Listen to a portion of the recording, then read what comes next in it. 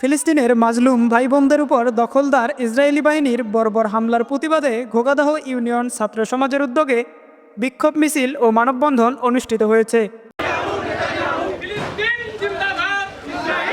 আজ বিকেল 5টায় ঘোগাদহ বাজার পায়রা চত্বরে এ কর্মসূচি অনুষ্ঠিত হয়। এতে স্থানীয় ছাত্র, যুবক সহ নানা শ্রেণী পেশার মানুষ অংশ নেন। বিক্ষোভ মিছিলটি বাজারের বিভিন্ন সড়ক প্রদক্ষিণ করে পায়রা চত্বরে এসে শেষ হয়। বক্তারা ইসরায়েলের গণহত্যার তীব্র নিন্দা জানিয়ে বলেন, ফিলিস্তিনের নিরপরাধ মানুষের রক্ত ঝরানো বন্ধে বিশ্ব সম্প্রদায়কে কার্যকর পদক্ষেপ নিতে হবে। এই মানববন্ধনের মাধ্যমে অংশগ্রহণকারীরা বিশ্ববাসীর দৃষ্টি আকর্ষণের পাশাপাশি ফিলিস্তিনের স্বাধীনতার দাবিতে সোচ্চার হওয়ার আহ্বান জানান। আমরা এখানে এসেছি ফিলিস্তিনের পক্ষে এবং ইসরায়েলের বর্বরতার বিরুদ্ধে দাঁড়িয়েছি। আমরা এখানে সমবেত হওয়ার উদ্দেশ্য আমার একটাই, আমার যে ফিলিস্তিনি আমাদের ভাই বোনেদের যে নির্মমভাবে অত্যাচার করতেছে, আমরা এখান থেকে জানাতে চাই যে আমরা তাদের পাশে আছি। আমরা পুরো বাংলাদেশ তাদের পাশে আছি, আমরা পুরো মুসলমান ভাই বোন তাদের পাশে আছে।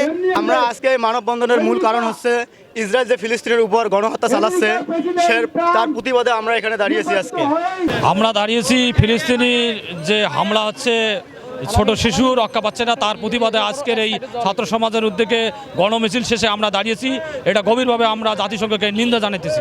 আমরা আসছি যে আমাদের ফিলিস্তিন ভাইদের উপর নির্মমভাবে তারা অত্যাচার চালাচ্ছে, এই অত্যাচার জন্য জাতিসংঘ খুব তাড়াতাড়ি যেন এটা দমন করে, এই জন্য আমরা আজকে এখানে আসছি। আমরা ফিলিস্তিনিদের মুক্তির দাবিতে এবং যারা নিপীড়িত অত্যাচারিত ব্যক্তি রয়েছে তাদের মুক্তির দাবিতে আমরা গণসমাবেত হয়েছি এবং আমরা যারা বন্দী অবস্থায় আছে তাদের মুক্তি কামনা করি এবং ফিলিস্তিনের যে আল আকসা মসজিদ আছে সেইটা যেন রক্ষা পায়, এই জন্য আমরা সমবেত হয়েছি।